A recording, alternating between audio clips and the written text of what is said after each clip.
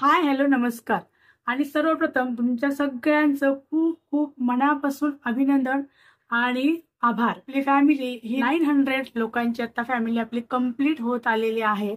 आता 895 एवढे आपले सबस्क्रायबर्स आहेत आणि अजूनही तुम्ही जर काही या फॅमिलीचा पार्ट बनला नसाल तर अवश्य बना, चॅनलला सबस्क्राईब करा आणि तुम्ही सुद्धा या फॅमिलीचा एक भाग बना।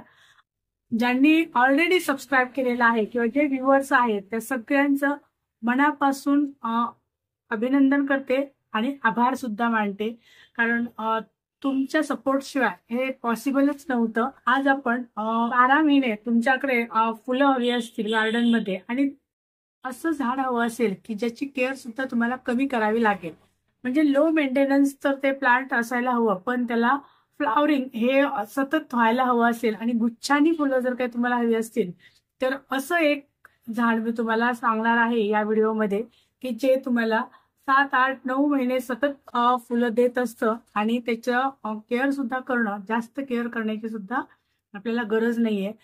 तर असं फ्लॉवर प्लांट आपण या व्हिडिओमध्ये बघणार आहोत। कटिंग कसं लावायचं हे सुद्धा आपण मी तुम्हाला आज या व्हिडिओमध्ये सांगणार आहे। तर आता तुमची उत्सुकता जास्त ताणली न जाता तर मी त्या फ्लॉवर प्लांटचं नाव सांगणार आहे। तर ते आहे कण्हेर। कण्हेर हे फुलांचं तुम्हाला माहिती असेल नाव, आणि याच्यामध्ये खूप प्रकार आहेत। पिवळा कलर आहे, लाईट येलो कलर आहे, गुलाबी आहे, त्यानंतर डार्क गुलाबी, लाईट गुलाबी आहे, सिंगल पेटल येतं, डबल पेटल येतं, गुलाबाच्या फुलासारखं असं डबल पेटलची सुद्धा त्याच्यामध्ये फुलं येतात आणि ही फुलं खूप सुंदर दिसायला दिसतात आणि पूर्ण अशी एका ठिकाणी असे 7, 8 फुलांचे गुच्छ येतात, म्हणजे गुच्छांनी ती फुलं येतात, फुलतात आणि त्यामुळे खूप छान दिसते। आणि या फुलांचा वापर तुम्ही देवाला वाहण्यासाठी सुद्धा करू शकता। जसं आपण जास्वंद देवाला घालतो तसंच महादेवाला या किंवा विष्णूला ही फुलं वाहिली जातात। येलो कलरचं जे कण्हेर असतं तर ते विष्णूला ती फुलं वाहिली जातात।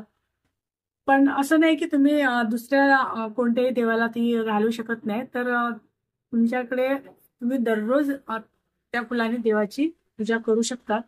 तर असे फ्लॉवर प्लांट तर ते कटिंग पासून कसं लावायचं, आणि हे कटिंग आहे तर हे अगदी एप्रिलमध्ये ते उन्हाळ्यात सुद्धा ते कटिंग खूप सुंदर आणि खूप छान असं ग्रो होतं।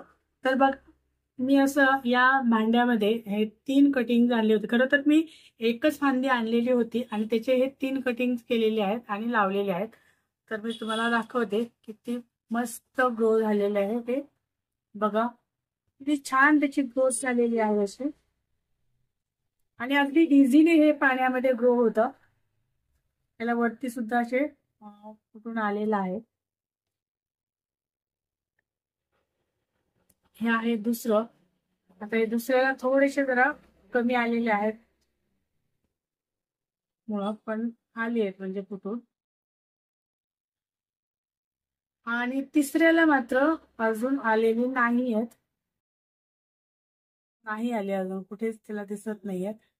तर असं जर काही आलेले नसतील तर आता इथून मी काय करणार, पुन्हा याला असं इथून कट करणार आणि पुन्हा लावणार आहे, पुन्हा ते ठेवणार आहे। वरून याला कांदे फुटलेले आहेत पण याला अजून मुळं आलेली नाहीयेत। तर याला तर मी कटिंग करून पुन्हा याच्यामध्ये पाण्यामध्ये ठेवणार आहे डीप करून। पण हे दोन्हींना बघा छान आलेली आहेत मुळं आणि मस्त असं ते फुटलेलं आहे। आणि आता हे आपण तुमच्याकडे जर काही कॅरी बॅग असेल आपल्याकडे किंवा एखादं छोटंसं पॉट असेल तर त्याच्यामध्ये सुरुवातीला तुम्ही कॅरी बॅग मध्ये लावू शकता आणि त्यानंतर तुम्ही त्याला मोठ्या कुंडीमध्ये ट्रान्सफर करू शकता। जर तुम्हाला खूप मोठं हे झाड नको असेल तर त्याला वरचेवर तुम्ही कटिंग केलं पाहिजे, प्रुनिंग केलं पाहिजे।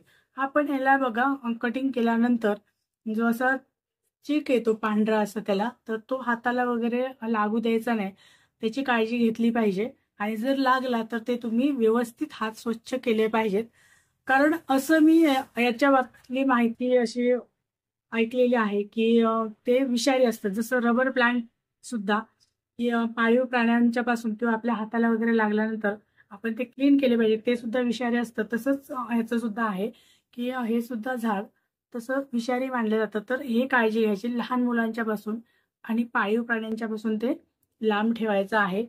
हा मात्र फुलं याला भरपूर येतात आणि अगदी ती गुच्छामध्ये फुलं येतात. तर आता आपण हे ग्रो कसं करायचं म्हणजे कुंडीत लावायचं कसं, तर ते आपण आता बघूया. कणेरचं प्लांट आहे तर याला जास्त केअर करण्याची गरज नाहीये, म्हणजे सतत तुम्ही पाणी जास्त घालण्याची गरज नाहीये किंवा खूप असं त्याला मेंटेनन्स, जसं गुलाबांची केअर करावी लागते तसं याला केअर करावी लागत नाही. हे इझिली वाढतं, म्हणजे तुम्हाला त्याच्याकडे सतत लक्ष देण्याची, सतत त्याला खत पाणी कटिंग असं करण्याची गरज नाहीये. तर त्याला इझिली ते वाढतं आणि त्याला फुलं सुद्धा खूप छान येतात म्हणजे. तर आता आपण हे लावूया. चला तर मग कणेर प्लांट लावण्यासाठी मी इथे एक कॅरी बॅग घेतलेली आहे आणि आता कॅरी बॅग मध्ये मी सॉइल मिक्सचर भरते. ह्याच्यामध्ये मी खत मिक्स केलेलं आहे, गांडूळ खतच याच्यामध्ये मिक्स केलेलं आहे. बाकी कोणतंही केमिकल युक्त याच्यामध्ये मी खत टाकलेले नाहीये. तर हे आधी आपण असे कॅरी बॅग मध्ये पूर्णपणे असे सॉइल भरून घ्यायचे आहे.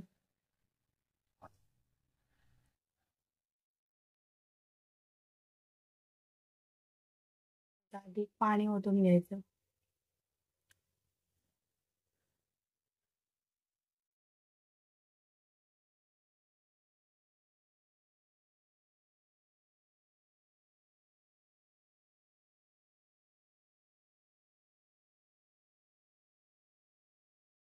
तर अशा प्रकारे तुम्ही 12 महिने फुलं देणारं कणेरचं प्लांट हे तुमच्याकडे बाल्कनीमध्ये किंवा तुमच्या गार्डनमध्ये तुम्ही लावू शकता. अवश्य लावा आणि खूप सुंदर दिसतात ही फुलं. आणि हे तुम्हाला दररोज देवाला वाहण्यासाठी सुद्धा त्याचा उपयोग करता येईल. Thank you so much.